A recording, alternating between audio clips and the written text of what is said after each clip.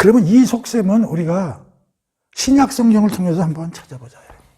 그러니까 성경 구절을 찾아서 우리는 항상 하나님 말씀인 성경을 통해서 우리가 이해를 해야 되기 때문에 그 하나님의 창조 목적, 하나님의 비전, 우리가 이사야서 65장, 66장이나 앞에서 배운 24장, 27장이나 35장 이런 데서 하나님이 보여준 비전을 이제 구약에서 이사야에서 공부를 하고 있는데, 자, 신약에서는 하나님의 창조 목적이나 그 뜻, 의도, 꿈, 비전, 뭐 어떻게 설명해도 돼. 하나님의 드림, 꾸점이 뭐냐. 이걸 우리가 알 수 있는 게 에베소서 1장에서 3절에서 6절, 12절을 살펴봅시다. 이게 전부 읽어봅시다. 1장 3절에서 6절. 우리 주 예수 그리스도의 아버지 하나님께 찬양을 드립니다. 하나님께서는 그리스도 안에서 하늘에 속한 온갖 신령한 복을 우리에게 베풀어 주셨습니다. 그러니까 하나님께서는 예수를 통해서 하늘에 속한 신령한 복을 이제 우리에게 줬다 이런 얘기지.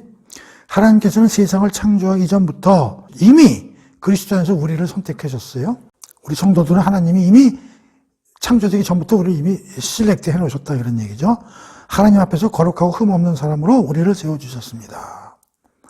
또 하나님께서는 창세 전에 자신의 기쁘신 뜻으로 하나님의 기쁨을 위해서 우리를 예정하셔서 예수 그리스도를 통해서 우리를 자신의 자녀로 삼으시기로 결정했습니다. 그것은 하나님께서 자신의 사랑하시는 아들 예수 그리스도 안에서 우리에게 거저 주시는 자신의 크신 은혜와 영광을 찬양하게 하기 위함입니다. 자, 뭐라고 되어 있어요? 앞에 거 다 잊어먹으면 좋아요. 여기서 하나님이 우리를 창조하고 한 목적은 예수 안에서 하나님의 은혜와 영광을 찬양. 그 다음에 12절 보세요. 그리스도 안에서 그분에 먼저 소망을 둔 우리로 하여금 하나님의 영광을 찬양. 자, 하나님은 우리를 만드는 목적이 창세 전에 예수 안에서 우리를 뭐 기쁘고 예정하고 선택하셔서 결론은 뭘 하기 위해서 만드셨다고요? 하나님의 은혜를 영광을 찬양. 그래서 우리가 1장에서 39장까지 배웠는데 찬양 감사가 많이 나오잖아요. 우리가 해야 될 건 하나님을 찬양하고 찬송하는 거잖아요. 결국 이렇게 하기 위해서 우리를 만드는 거예요. 그러니까 우리가 구원받았다 그래서 예수 안에 있다고 그랬지, 예수 안에서 그냥 가만히 있어서 복 받고 천국 가는 거라고 얘기돼 있어요? 그러니까 우리 어떻게 이렇게 하게 하고 싶어 하시는 거죠? 근데 이게 하루아침에 돼요? 안 되죠? 자, 보세요. 자, 하나님의 뜻은 이거예요. 하나님의 영광이에요. 그러니까 우리의 삶의 목적도 하나님의 영광이라고요. 그래서 하나님은 우리의 생각, 기준 이런 걸 넘어서는 분이라고 그랬죠? 다시 말해 이건 뭐예요? 우리의 어바브 위준이죠? 이걸 다른 말로 그러면 역설과 모순을 창출하시는 분이죠? 더 쉬운 말로 하면 뒤집기. 뒤집기의 명수죠? 다시 말하면 기적의 명수다. 왜 이 얘기를 하느냐? 일로 갈래는데 너무 힘들어 우리가. 하나님이 만들어 가시려면은 이 정도의 능력이 있어야 되거든. 이 정도 능력이 없으면 우리 같은 징그러운 놈들을 끌고 못 가신다고. 자, 에베소서 2장 5절에서 11절. 여기서 우리가 중요한 게 뭐냐면 하나님은 예수를 죽은 데서 살리시고 그를 승천해서 영광의 자리로 만드신 분이다 그런 얘기예요. 그러니까 하나님은 이런 분이라는 거예요. 죽은 데서 살리실 수 있는 분이다 그런 얘기고요. 자, 로마서 11장 12절, 30절, 32절. 내가 그냥 얘기를 해볼게요. 이 내용은 뭐냐면 이스라엘이 불순종함으로써 이방인이 구원을 받았고 복음을 전달받았다는 얘기예요. 자, 이게 뭐냐? 우리가 생각하기에는 이스라엘이 순종을 해야 이방인이 복을 받고 하나님을 알 텐데 이스라엘이 불순종했는데도 불구하고 이방인이 구원과 복음을 받았다는 게 우리 논리적으로 보면 모순이죠. 근데 그 모순이 있는 걸 해내시는 분이 누구요? 하나님이다 그런 얘기. 이게 여기서는 모순적인 일을 하시는 분이 하나님이고, 그러니까 하나님은 뭐의 명수라고? 뒤집기의 명수라는 걸 보여주는 규절 중에 대표적인 규절인 거예요. 자, 마태복음 13장 3절에서 17절. 이건 뭐냐면 씨 뿌리는 자의 비유. 밭이 4개가 있다는 거예요. 길가밭이 있고 돌밭이 있고 가시떨기밭이 있고 그 옥토밭이 있다는 거예요. 이제 씨를 딱 뿌리면 길가밭에서는 새가 와서 씨를 딱 찍어가니까 뭐 뿌리고 열매고 뭐 맺을 틈이 없이 그냥 헛뿌린 거죠. 길가밭에서는 자라다가 뿌리를 못 내리는데 흙이 없어가지고, 가시떨기밭은 뿌리는 내리는데 햇빛을 못 받아가지고 열매를 못 맺는 거야. 옥토밭은 씨가 뿌려주면 10배, 20배 어마어마한 열매를 맺는다. 그게 이제 씨 뿌리는 비유로 예수님이 말씀하신 거예요. 근데 이거를 보통 사람들은 어떻게 생각하냐면, 우리는 밭으로 생각하고, 우리가 이제 옥토밭으로 만들어져 가야 되겠구나. 이제, 그래야 이제 하나님의 복음의 씨가 열매를 맺겠구나. 이렇게 생각하는데, 그렇게 생각하는 게 아니고, 우리는 원래 옥토밭이 아니라는 거예요, 인간은. 돌밭이라는 거예요. 길가밭이고, 뿌리를 못 내리고 열매를 못 맺어. 그런데 예수라는 분이 오셔서 그분을 믿으면 예수가 우리를 옥토밭으로 바꿔서 열매를 맺게 해준다는 얘기지, 우리가 옥토밭으로 뭐 해서 되는 게 아니라는 게. 그러니까 이 씨 뿌리는 자의 비유도 불가능한데 열매를 맺게 해주는 분이 하느님이다. 그런 얘기예요. 오케이? 자, 그 다음에 마태복음 20장 1절에서 16절. 이건 무슨 귀절이냐면 일꾼과 품삯이에요. 나가서 이제 그 노동시장 같은 데 가가지고 이제 오늘 이제 일일 품권들 잡으러 간 거야. 이 사람들이 이제 쭉 있을 거 아니야. 당신. 한 사람은 이제 10시에부터 이제 가서 일을 하고, 한 사람은 일이 한 5시쯤 끝나는데 3시쯤 붙잡혀와가지고 3시쯤 일을 이제 하게 된 거야. 그러니까 거기서 일하는 사람들이 다 시간이 이제 틀리게 해서 이제 와서 일. 근데 나중에 이제 정산을 하는데, 정산은 어떻게 하냐면 제일 늦게 와서 일하는 애부터 돈을 주는 거야. 그리고 돈도 앞에 온 하고 똑같이 주는 거야. 그러니까 10시 와서 일하는 애면 입이 이렇게 나와가지고, 아, 뭐야 이게. 나는 10시부터 와서 일하고 얘는 지금 와서 한두 시간만 일했는데 어떻게 똑같이 품삯을 주느냐. 그런 이제 스토리거든요. 여기는 무슨 뜻이 들어가 있을까요? 뭐 이렇게 생각할 수 있어. 아니, 그거를 어차피 내가 내 돈 가지고 주는데, 넌 네 것만 신경 쓰면 되지. 왜 돌 주님 아니니? 왜 네가 떠드느냐?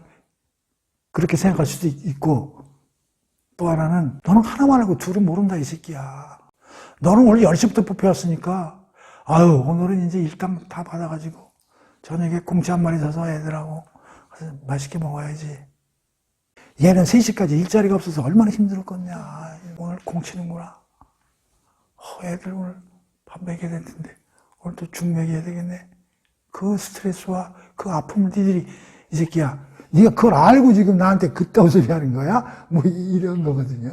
그러니까 여기서 이게 뭐냐면, 하나님은 이렇게 상식을 뛰어넘는 우리의 생각을 넘어선 일을 하시는 분이다. 이거 하나 더 넣으면 되지. 창조사역. 이런 분이다. 그러니까 이분이 맘만 먹으면 못 하시는 게 없다. 그런 뜻으로 이제. 자, 그 다음에 에베소서 3장 6절에서 우리는 하나님을 영광하는 게 우리의 목적이라고 쓰셨는데, 근데 여기서 중요한 게 뭐예요? 누구 안에서예요? 예수님 안에서. 자, 그러면 우리의 은혜를, 영광을 찬양하게 하시는데 어디서? 예수 안에서. 예수 밖에서는 이렇게 못하니까. 그럼 예수 안에서라는 뜻이 뭐냐? 요한복음 17장 18절에서 24절. 이건 우리가 요한복음 하면서 좀 공부를 했어요. 그 요한복음 17장은 예수님의 대제사장적 기도예요. 거기서 뭐라고 그랬냐면, 예수님이 3가지 기도를 하셨잖아요. 악에서 우리를 꺼내주소서, 진리로 우리를 거룩하게 하옵소서, 그 다음에 뭐야? 하나 되게 하옵소서. 그 하나 되게 하옵소서는 내가 아버지와 하나 된 것과 같이 그들도 나와 하나 되게 해. 그러니까 예수 안에 있다는 뜻은 뭐야? 예수와 우리가 하나 된다. 다시 말하면 연합되어 있다.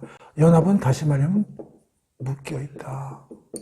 그러니까 예수 안에 있다는 건 우리가 예수와 묶여 있다, 이런 뜻이에요. 묶여야 된다는 게. 그러니까 그리스도 안에서 하나님의 은혜와 영광을 찬양한다는 얘기는 우리가 예수와 묶여 있지 않으면 이렇게 못한다는 거죠. 그러니까 예수라는 안에서라는 뜻은 예수와 닮아가고 그가 하는 행동과 우리가 같은 행동을 할 때 하나 된다, 이제 그런 뜻이. 오케이? 두 번째. 그러면 예수와 우리가 하나 되고 연합되고 묶여 있어야 된다 그러면 우리가 예수의 삶을 알아야 돼, 뭐래야 돼? 알아야 돼요. 그렇죠. 이에서 삶을 알아야 우리가 하나가 되니까요. 삶에 대해서 여러 가지 귀절이 있지만 요한복음 17장 1절에서 5절을 봅시다.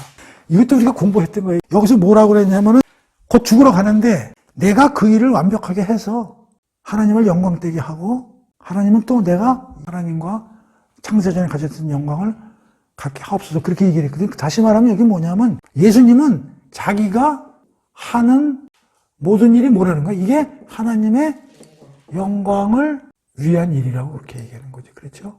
그러니까 예수님이 하는 일 자체가 오로지 하나님의 영광을 위해서 하는 거야.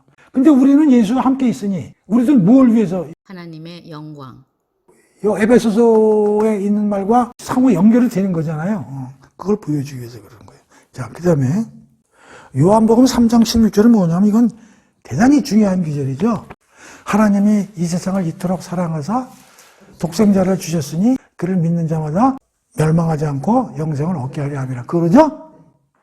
근데 하나님이 우리를 사랑해서 어디로 보냈다고요? 세상. 오케이. 자, 이 세상이 어떤 세상이에요? 하나님을 모르는 세상이죠. 다시 말하면 하나님의 가치를 아는 세상이에요? 모르죠.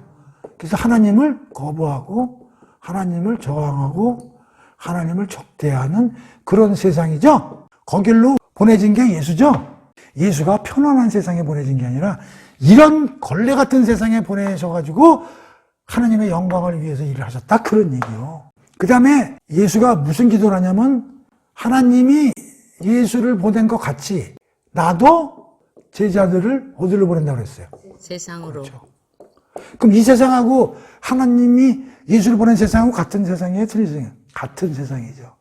그러니까 예수도 이런 세상에 보내졌지만 우리도 어떤 세상에 보내지는 거예요? 하나님을 모르고 저항하고 이런 예수님을 때려 죽이는 세상에 우리도 가는 거잖아요. 그럼 예수가 이런 세상에 와서 하나님의 일을 했으니 그거와 똑같이 예수도 우리를 여기 보낸다고 했으니 우리도 예수를 때려 죽인 세상으로 가서 일을 해야 되니 어렵죠? 힘들죠? 그런데 그거를 아까 얘기했지 하나님이 뒤집는 분이라고 그랬지 그러니까 동참할 때는 그분이 뒤집어 준다는 얘기지. 이게 전부가 이게 연결고리가 된다니까. 자, 쭉 써놓고 볼게요. 자, 예수가 이렇게 사는 거예요. 여기 중요한 게 나와요. 히브리서 5장 8절에서 9절인데요. 찾아보세요. 이거 별표 5개 할 거예요. 히브리서 5장 8절 9절. 그가 아들이시면서도 받으신 고난으로 순종함을 배워서 온전하게 되셨은즉 자기에게 순종하는 모든 자에게 영원한 구원의 근원이 되시고. 자, 예수님이 어떻게 사시냐면 1. 고난으로 2. 순종함으로 3. 그걸 배워서 4. 온전하게 됐다. 자, 예수가 이 세상에서 사는 삶을 히브리서가 이렇게 요약하고 있어.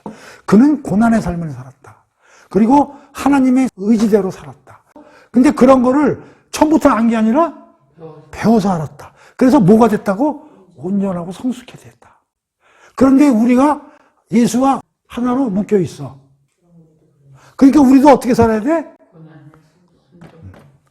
근데 왜 교회에서는 믿으면 복 받고 천국 간다고 지랄들 하냐고.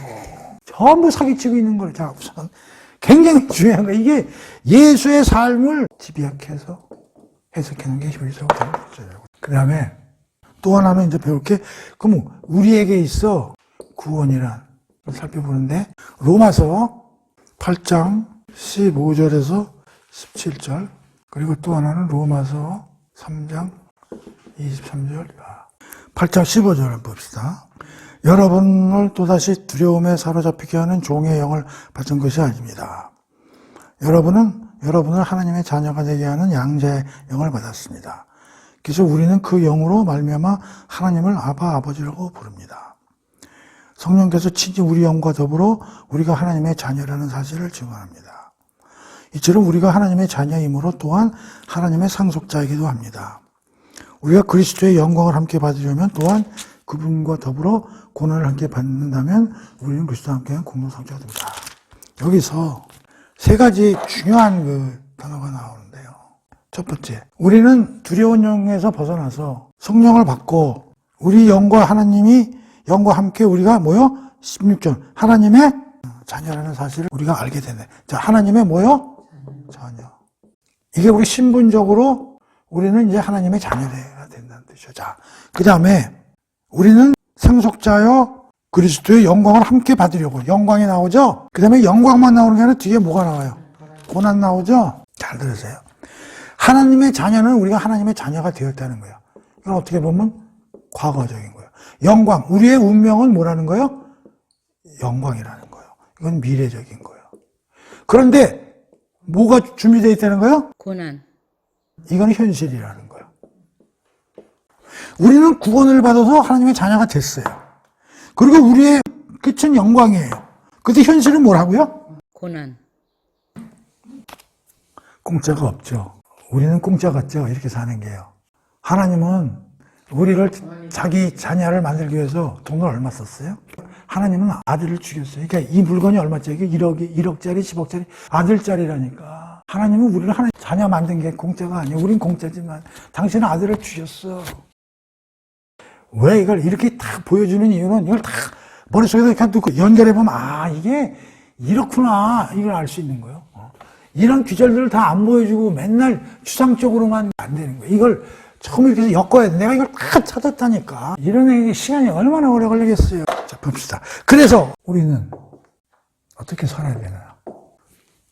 앞에서 뭐 하나님의 창조 목적, 꿈이 뭔지 배웠고, 그 다음에 예수와 하나 되는 게 뭔지 좀 살펴봤고, 그래서 예수의 삶은 도대체 어떤 게 표현이 되어 있는가 봤어. 자, 그걸 전부 종합적으로 보면, 자, 우선 어떻게 살아야 하는가, 우리가. 자, 에베소서 4장 13절에서 16절입니다.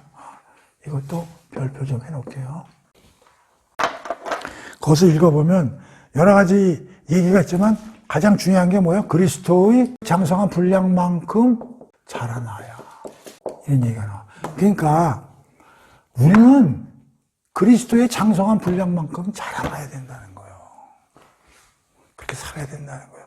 그럼 그리스도가 어떻게 살아가는 건 앞에서 우리 공부했잖아요. 고난의 순종으로 배워서 온전하게 됐고. 근데 우리가 그리스도 안에 있으려면은 그렇게 살아야 되는데 그리스도와 같이 살 수는 없잖아요, 우리가. 어떻게 살 수 있겠어요? 그래서 우리를 그리스도의 장성한 분량만큼 자라나야 된다. 성숙돼야 된다. 하나님의 아들로서의 명예를 지키도록 살려면 그리스도의 장성한 분량만큼 올라가라는 거지. 오케이?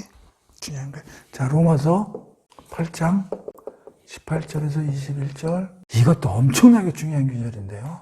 어려운 구절입니다. 피조물들도 탄식을 하면서 뭘 바라냐 하면은 무슨 말이 나와요? 피조물이 고대하는 바는 하나님의 아들이 나타나는 것이니 피조물이 허무한데 굴복하는 것은 자기의 뜻이 아니요 오직 굴복하게 하시는 이로 말미암음이라. 그 바라는 것은 피조물도 썩어짐의 종노릇 한 데서 해방되어 하나님의 자녀들의 영광의 자유에 이르는 것이니라. 자, 하나님 자녀들의 뭐요? 영광의 자유. 야, 영광의 자유. 하나님 자녀의 영광의 자유. 이게 무슨 뜻이냐? 우리가 창세기에서 하나님이 이 온 우주를 맞물면서 아담을 잘 만들어서 이 전 우주의 피조물들을 누구가 다스리라고 줬냐면 인간한테 맡겼단 말이에요. 그러니까 지금 피조물들이 탄식하는 게 뭐예요? 인간이 썩어서 자기들도 피해를 입는다 그거 아니에요. 지금. 그러니까 피조물이 회복되려면 누가 회복돼야 되냐면 인간이 회복돼야 된다고. 하나님의 아들들이 제대로 일을 해야. 피조물이 무슨 잘못이 있어요? 피조물은 잘못 없잖아요. 아담이 잘못해가지고 개피 보고 있는 거 아니에요, 지금 피조물이. 동물, 식물 다. 자연재해? 인간이 잘못해가지고 하는 게 자연이 무슨 죄가 있어요. 그 피조물을 탄식하는 거예요. 우리도 살고 싶어. 그런데 누가 잘 돼야 돼? 자기들이 잘 열심히 해서 되는 게 아니라 아들들이 영광에 여기 드디어 뭐가 나와요? 영광의 자유. 근데 우리가 아까 얘기했죠. 은혜가 어디로 몰고 간다고요, 우리를? 책임 있는 사람으로 몰고 가. 책임이 있으려면 뭐가 있어야 돼? 자유가 있어야 돼. 자유가 있으면 자유로운 선택이 돼야 책임을 묻잖아. 근데 이 자유는 그냥 된 자유가 아니라 어떤 자유예요? 올바른 선택을 해야 하는 자유죠. 그러니까 이 자유는 마음대로 방종으로서의 자유가 아니라 올바로 선택해야 되잖아요. 이걸 하기 위해서는 어떻게 해야 된다고요? 올바른 지혜와 분별력이 있고 이걸 하기 위해서는 경험과 기회의 장이 펼쳐져야 된다고 그랬잖아요. 그리고 성숙해져야 된다고 그랬잖아요. 다시 말하면 하느님 자녀들이 성숙해서 그리스도의 장성한 분량같이 빨리 자라서 모든 선택권을 자유 안에서 올바로 해서 하나님의 영광을 위하는 모든 선택을 해서 인간들이 회복될 때 피조물인 우리도 잘 된다. 그 얘기잖아요. 그러니까 이 두 개만 보더라도 앞에서 우리가 56장, 66장에서 은혜와 책임에 얘기할 때 그 얘기들이 다 지금 여기 다 나오잖아요. 신약 성경에. 곳곳에서 나오는 거예요. 그다음에 자, 구원 이후에 은혜 이후에 치열하게 신앙생활을 해야 하는 이유. 로마서 6장 3절에서 4절 읽어보세요. 무릇 그리스도 예수와 합하여 세례를 받은 우리는 그의 죽으심과 합하여 세례를 받은 줄을 알지 못하느냐. 그러므로 우리가 그의 죽으심과 합하여 세례를 받음으로 그와 함께 장사되었나니 이는 아버지의 영광으로 말미암아 그리스도를 죽은 자 가운데서 살리신 같이 우리로 또한 새 생명 가운데서 행하게 하려 하심이라.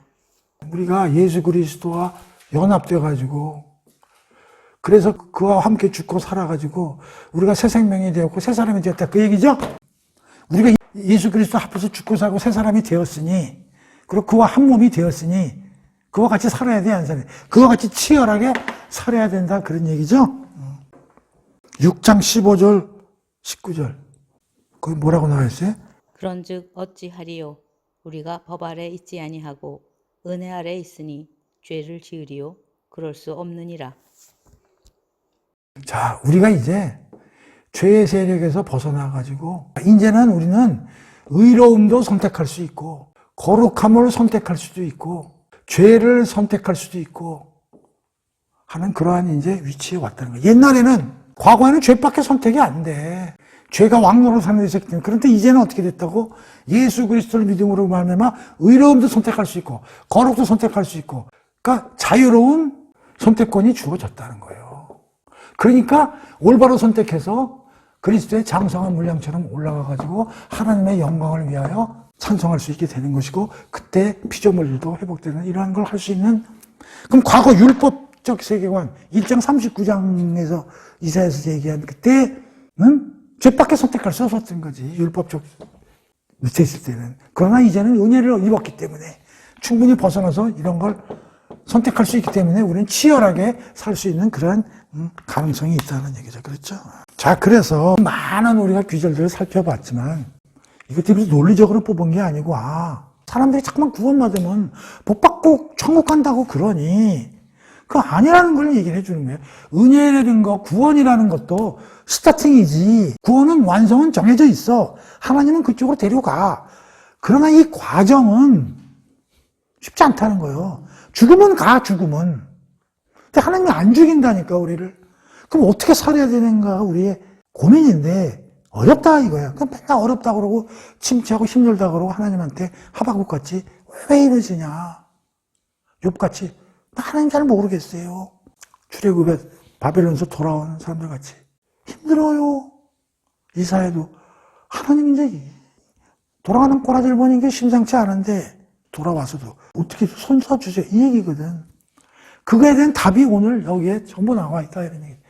이놈들아 은혜는 시작이다. 니들 아직 습성이 남아있다. 이 세상은 하나님을 모르는 세상이고 세상 가치가 만땅으로 차있고 내 가치는 저기 땅으로 밀려있는 것인데 여기서 극복을 해야 된다. 그런데 세상 가치로 가면은 1장 39절 그건 죽음 앞에서 허무와 공허니 내가 그쪽은 타협 못하겠다. 그쪽으로는 가지 말아라. 힘들더라도 여기서 제 길을 가야지. 쉽다고 이 길 절대 가지 마라. 이 길은 죽음의 길이다. 그래서 내가 니네들을 망하게 하고 포로를 70년이나 살게 했지 않느냐. 이거 아니라니까. 그러면 어떻게 돼? 힘든데요. 걱정하지 말아라. 내가 뒤집기 하나님 아니냐. 도와줄게. 포기하지 말고 싸워 이겨라. 책망 못했다는 게 아니라 이기라고. 졌으면 또 하고 또 하고. 그래서 인생은 기회의 장이고 무대고 배역을 열심히 해봐. 잘 안 되지. 처음부터 배역 잘하는 놈이 어딨어. 또 배우고. 고난이 오면, 강팀하고 붙었네? 그럼 이겨볼게요. 오케이. 지면 어떻게 해요? 괜찮아. 또 붙어서 이기면 되지. 그래서 어디로 가? 그리스도의 장성한 분량까지 성숙하고 되게 내가 만들어줄게.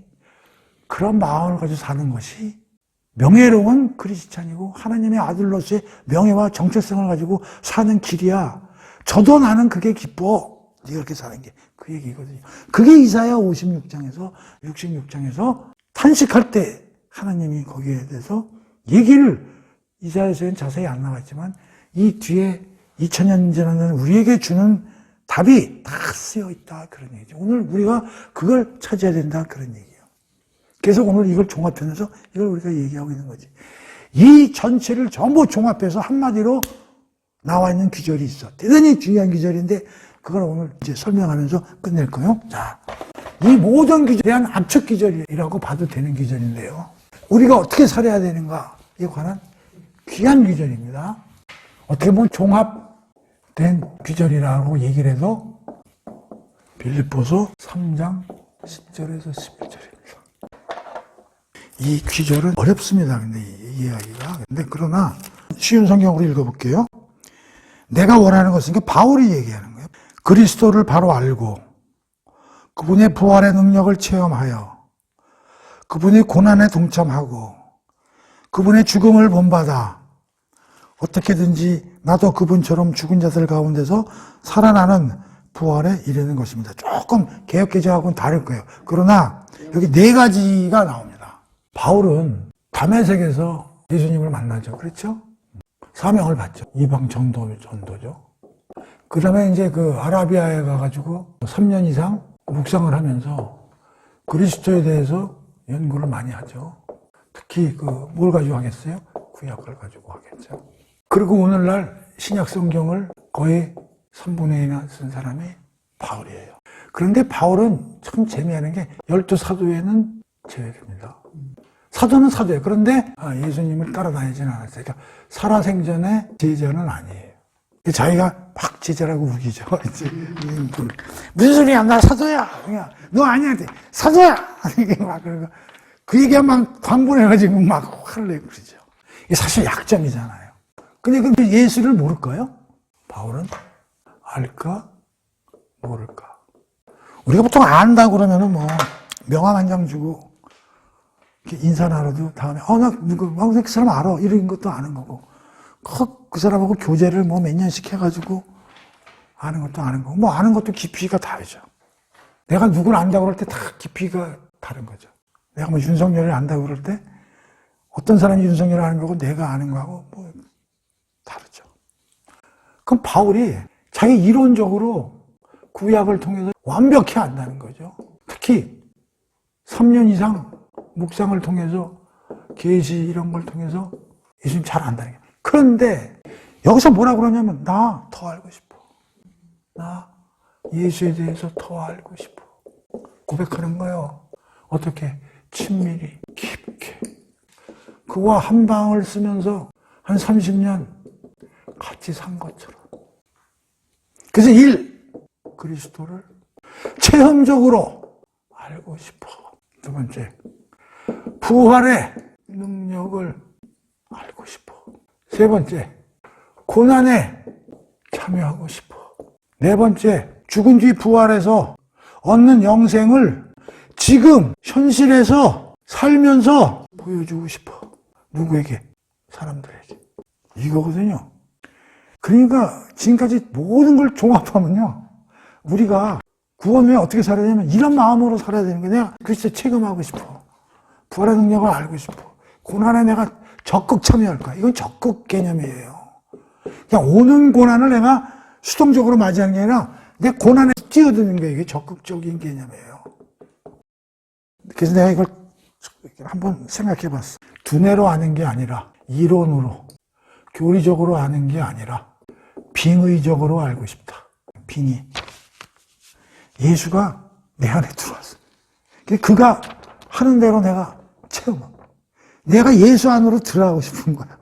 예수의 머릿속으로 영혼 속에 들어가서 그하고 같이 이런 뜻이야. 야, 이거 엄청난 얘기예요. 연합되어 묶여서 살고 싶다. 마음, 영혼이 그리스도하고 붙어가지고 그렇게 알고 싶다. 교리로 다 알지. 바울이 지금 이거 하고 싶다는 거지.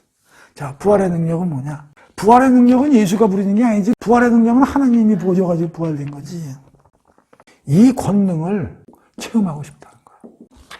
근데 바울은 여기서 뭘 느꼈냐면 이 우주의 권력, 이 서열 순서를 아는 거야. 이 세상에서는 가장 큰 게 그 당시에 로마 권력이야. 로마가 지배하는 세상이니까. 이 세상의 가치 중에 최고의 힘은 로마야. 근데 그 세 번째라는 거야. 서열이. 2등은 뭘까요? 바울이 생각할 때 죄예요, 죄. 이 죄의 세력이 이 우주를 지배하는데 2번이라는 거예요. 첫 번째는요. 이게 부활의 능력이야. 왜? 죄를 이긴 게 누구야? 부활이잖아. 이 능력을 자기가 경험하고 싶다는 거예요. 야, 이것도 멋지지 않아요? 이게, 우리도 이걸 느껴야 돼. 이 세상 돈력, 금력, 바벨론이나 들어오시던, 세 번째. 그보다 더 큰 권력이 누구야? 죄야, 죄. 죄 뒤에는 누가 있어? 사탄이 있잖아. 그 죄의 결과는 뭐야? 사망의 힘이 그렇게 큰 거라고. 아무리 권력을 가진 나폴레옹도 아무리 돈을 가진 록펠러도 뒤진다고. 근데 그걸 이기는 게 부활이거든요. 그럼 이걸 어떻게 느끼냐고. 이거를. 이해 어렵죠. 그래서 이거 로마서 7장을 이해하고 넘어갑니다. 19절하고 22, 24절하고 8장 1장하고 4절을 보겠습니다. 자, 7장 19절 보면 이런 말이 있어. 나는 내가 원하는 선한 일은 행하지 않고 내가 원하지 않는 악한 일을 행하고 있습니다. 22절. 진실은 내 마음에 있는 속사람은 하나님을 기뻐합니다. 그러나 내 몸의 다른 부분 속에는 다른 법이 자리 잡고 있어 내 마음의 법과 맞서 싸워 나를 죄의 법의 포로로 만들어 버리는 것을 봅니다. 나는 참으로 공고한 사람입니다. 이 죽은 몸에서 누가 나를 구해내겠습니까? 25절. 우리 주 예수 그리스도를 통하여 나를 구해준 하나님께 감사드릴 뿐입니다. 그러므로 내가 마음으로는 하나님의 법을 따르고 있지만 육신으로는 아직도 죄의 법을 따르고 있습니다. 자, 이게 뭐냐면 바울이 이제 인생을 살아본 거예요. 살아보는데 이 쉽게 죄를 벗어나서 사는 게 너무너무 어려운 거야. 자기 마음에는 두 개의 법이 있다는 거야. 마음의 법이 있고 육신의 법이 있다는 거야. 그래서 자기 마음의 법으로 뭘 하고 싶은데 안 된다는 거야. 손은 자꾸만 죄의 법으로 나간다는 거야. 그래서 자기는 공고하다는 거야. 마음으로는 하고 싶은데 안 된다는 거야. 그래서 공고하다는 거야. 그래서 살려달라고 그러는 거야. 그래가지고 예수님한테 감사합니다. 그러면서 이제 8장을 보면 8장 1절에서 4절을 뭐라고 하냐면 이제 그리스도 예수 안에 속한 사람은 결코 정죄받는 일이 없습니다. 그 이유는 그리스도 예수 안에 있는 생명을 주시는 성령의 법이 죄와 죽음의 법에서 여러분을 해방시켜 주었기 때문에 자, 지금 우리 안에 두 개의 법이 살아있다는 거야. 죄와 사망의 법, 성령 생명의 법. 계속 싸우는 거야. 근데 옛날에 누가 이겼냐면 사망의 법이 이겼다는 거야. 근데 이제 그리스도 안에서 성령이 오셔서 성령의 법이 죄의 사망의 법에서 이기기 때문에 내가 이제 비로소 성령 생명의 법으로 살 수 있게 되었습니다. 그래서 그리스도 예수 안에서는 정죄함이 없나니 죄인을 벗어날 수 있다. 이제 그런 얘기거든요. 다. 이게 뭐냐면, 자, 보세요. 부활의 능력은 거룩한 삶을 사는 거예요. 죄 없는 삶을 사는 거예요. 그런데 이것을 사는 것이, 여기서 이기는 것이 곧 부활의 능력이다. 이런 얘기예요. 그러니까 내가 이걸 하고 싶은데 자꾸만 과거의 습관과 죄가 꼬셔. 너 그거, 이게 좋잖아. 이게 좋잖아. 어떤 친구가, 야, 교회 가자. 근데 어떤 친구가, 야, 내가 맛있는 거, 뷔페 50만 원짜리 살 수 있으니까 가자. 눈이 와가지고 계속 나를 얘기를 하는데, 나는 성경 공부하고 싶은데, 계속 입에서 배송 꼬르륵꼬르륵 소리 내면서 계속, 야, 너 50만 원짜리 뷔페 먹으러 가야지. 근데 그 싸움에서 이겨서 내가 갈 때, 그게 부활의 능력을 내가 체험한다는 거야. 그러니까 우리가 하나님 쪽 일을 하고 싶지 않고, 다른 쪽 일을 하고 싶고, 그런 유혹이 많은데, 그거를 내가 이겨서 만약에 그걸 한다면 그것은 내 능력이 아니라, 그게 바로 예수를 살린 부활의 능력이고, 그걸 내가 체험하고 있다는 증거네. 그래서 그렇게 됐을 때 우리는 기뻐해야 돼. 야, 내가 부활의 능력이 내가 체험하고 있구나. 그걸 계속 느끼고 싶다는 게. 한 번이 아니고, 한 번은 되지, 그게. 근데 그거를 빌립보서에 보면은 내가 표대를 향하여 달리겠다. 그게 뭐냐면, 이런 게 한 번 일어난다고 만족하지 말고, 계속. 내가 지난번에 어떤 놈이 와서 성경 공부하는 데 가려고 그러고 어떤 놈이 부페 50만 원짜리 샀는데 이겼어, 내가. 그래서 내가 그걸 체험했어. 근데 그리고 한참 지난 다음에 또 어떤 놈이 와서 또 골프 치러 가자. 태국에 내가 멤버십 다 해놨는데 그런 놈이 이것도 하나. 그래도 우리 하나님 뭐 세미나 이런 있는데 거기 가자. 그때 요번에는 이쪽으로 가는 거야. 골프 치러. 왜? 벌써 한 10번 정도 내가 그 유혹을 이기고 이쪽으로 갔거든. 그러니까 요번 한 번 정도는 내가 양보해도 하나님이 인정하겠지. 그렇게 생각하지 말고 과거 건 과거 거고, 과거에 아무리 잘 돼도 계속 앞으로 그럴 게 올 때마다 계속 그쪽으로 가는 마음이 굳건히 될수록 나는 부활의 능력이 내가 점점 나한테 강하게 작용을 하고 체험하고 있다. 그런 얘기. 무슨 얘기인지 알죠? 고난에 참여하는 거. 우리에게도 예수님이 당한, 예수님이 접했던 학대와 핍박이 우리에게도 닥칠 때 예수님처럼 요동치지 않고 반응할 수 있게 살겠다. 이게 고난에 대한 참여하고 싶다. 여기서 베드로전서 4장 12절 13절, 디모데후서 3장 12절에 보면은 이러한 환난과 핍박이 오더라도 그걸 기뻐하고 당당히 버티라는 구절들이 있어요. 다 찾아보진 않겠는데, 우리에게도 예수님이 닥쳤던 그런 핍박과 학대가 우리에게도 당연히 닥친다는 거예요. 왜? 우리는 예수 그리스도의 삶을, 유사한 삶을 살아야 되니까. 그때 예수 그리스도가 명예롭게 그걸 극복해 나가는, 그것처럼 나도 극복해 나가겠다. 그렇게 살겠다. 그런 얘기예요. 자, 근데 여기서 재미나는 게 뭐냐 보세요. 부활의 능력을 알고 싶어 그러면 부활의 능력은 뭐와 싸움이야? 나의 마음의 싸움이야. 내 안에서 일어나는 죄와 성령과의 싸움을 이해해야 된다는 거고, 요거는 외부에서 나한테 닥치는 고난을 얘기하는 거야. 그러니까 뭐냐면, 우리는 어떻게 살아야 되냐면, 내 안에서의 싸움과도 이겨야 되고, 갈등, 죄, 유혹. 그 다음에 바깥에서 오는 외부적인 공격에 대해서도 이겨내야 되고, 그 두 개를 다 이겨내고 살고 싶다는 게 바울의 얘기예요. 그래서 어떻게 돼? 그걸 다 이겨서 죽어서 부활 후에 우리가 얻을 수 있는 영광을, 이거를 지금 이 자리에서 내가 사는 곳에서 내가 이런 걸 함으로써, 이걸 보여줌으로써 모든 사람들로 하여금 하나님의 영광을 보게 하고 나도 영광스러운 길을 가고 싶다라고 얘기하는 게 빌립보서 3장 10절에 11절이에요.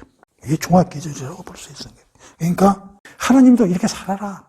이렇게 사는 게 너의 정체성을 수립하는 거고, 실력 있는 기독교인이고, 성숙된 기독교인이고, 내 아들로서의 자존감이고, 하나님 가문의 네가 자녀로서의 정체성이고, 이렇게 사는 게 나는 기쁘고 즐겁고, 이렇게 가는 길이 나를 영광되게 하는 길이고, 너 또한 영광되게 하는 길이다. 그래서 내가 이사야서 56장, 66장에서 그 돌아온 이들에게 책망하는 이유는 바로 이렇게 살으라고 책망하는 거지, 내가 1장 39장에 오는 것처럼 이들을 파멸시키기 위한 책망이 아니다 라는 것을 우리가 이사야서 56장, 66장을 통해서, 그때는 그 얘기지만 우리가 지금 시점에서는 그걸 그와 같이 하나님의 속셈을 들여다보고 우리의 삶에 적용시키도록 우리가 이사야서를 읽어야 된다 하는 겁니다. 그래서 오늘 그 이사야서 전체 그 종합편이면서도 가장 중요한 통찰을 우리가 알아본 거예요. 대단히 중요한 거고, 이사야서를 이렇게 마무리해서 쓴 사람이 없습니다. 이사야 해설서를 많이 봐도 그냥 그 내용들을 주로 해설하고 끝내고 그렇지. 그래서 40장에서 66장까지 한 귀절 다 살펴보는 걸 조금 생략했고, 왜냐하면 너무 그 속에 들어가서 하다 보면 큰 걸 잊어먹기 때문에 그 요약판을 이제 5강 28분서부터 6강 7강 보시고, 오늘 이 종합적인 얘기는 엄청나게 중요한 얘기이기 때문에 오늘날 우리에게 어떻게 살아야 되는가, 구원 이후에 교회 다니고 예수님 믿고 우리는 어떻게 살아야 되는가, 지금 힘든데 어떻게 살아야 되는가에 대한 답이다. 그러니까 성경 구절도 좀 몇 개 뽑아놨으니까 좀 잘 살펴보고 이사야서를 마무리를 하셨으면 좋겠습니다. 자, 이걸로 대장정의 이사야서를 오늘 마무리를 하도록 하고, 다음 시간에는 뭘 가지고 이제 또 공부를 할지 좀 생각해 봐가지고 시작을 할 텐데, 마태복음을 직접 할지, 마태복음 전에 또 어떤 짧은 테마 주제를 가지고 할지, 그건 좀 잘 생각해서 하도록 하겠습니다. 자, 오늘 이사야서를 끝낼 테니까, 여러분들 듣느라 고생했습니다. 끝!